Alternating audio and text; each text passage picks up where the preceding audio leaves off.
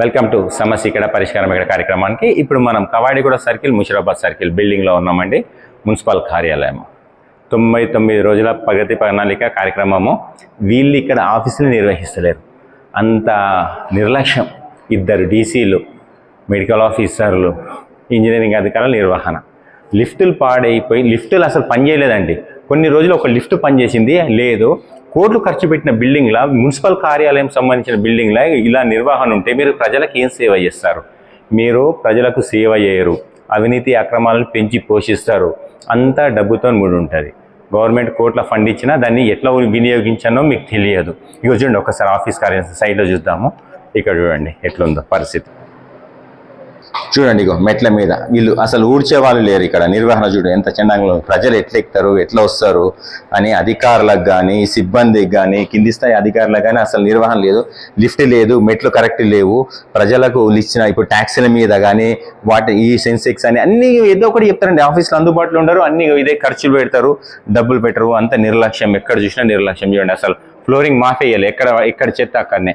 ఇంకా విషయం ఏంటంటే ఇక్కడ కొబ్బరి చిప్పలు. ఒకసారి మీరు చూడండి ఎట్లుందో ఇక్కడ ఆఫీసు. ఈ అధికారులు మళ్ళీ ఏకంగా డిప్యూటీ కమిషనర్లు ఇట్లా ఉంటారు. ఇక్కడ 2 డిప్యూటీ కమిషనర్లు చూడండి ఎట్లుందో. ఇది ఆఫీస్.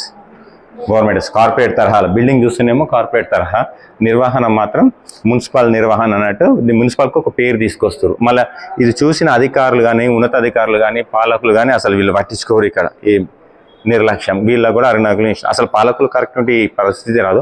లిఫ్ట్ల పరిస్థితి అయితే మరీ దారుణం అండి. ఇక్కడ వచ్చే వృద్ధులు, జస్ట్ పేషెంట్స్, మహిళలు వీళ్ళు ఇక మెట్ల మీద చూడండి ఎట్లుందో. వాళ్ళు ఈ లిఫ్ట్ ఎక్కాలంటే లిఫ్ట్ లేదు. అసలు వీళ్ళు లిఫ్టే పని చేయించుకోలేదు. ఇక మిగతా ఏ కార్యక్రమాలు కరెక్ట్ చేస్తారండి? ఒక్కసారి చూడండి. మా జోనల్ కమిషనర్ గారు ఏం చేస్తున్నారు, జిహెచ్ఎంసీ కమిషనర్ గారు ఏం చేస్తున్నారు చూడండి పరిస్థితి. ఈ కార్యాలయంలో అన్ని సమస్యలే. శానిటేషన్ కరెక్ట్ లేదు, లిఫ్ట్ లేదు, ఏది లేదండి. వీళ్ళ కార్యాలయం వీళ్ళే కరెక్ట్ చేసుకోలేరు, ప్రజల సమస్యలు తీస్తారా? వీళ్ళ జీతాలు, ఏసీ రూమ్లు, ఏసీ కార్లు, వీళ్ళకు ఏం అధికారులకు అన్ని ఇచ్చినా కానీ ఎందుకు డ్యూటీ చేస్తలేరంటే ఉన్నత అధికారులు కరెక్ట్ లేరు, ఉన్నతాధికారులు కరెక్ట్ లేరు, పాలకులు కరెక్ట్ లేరు.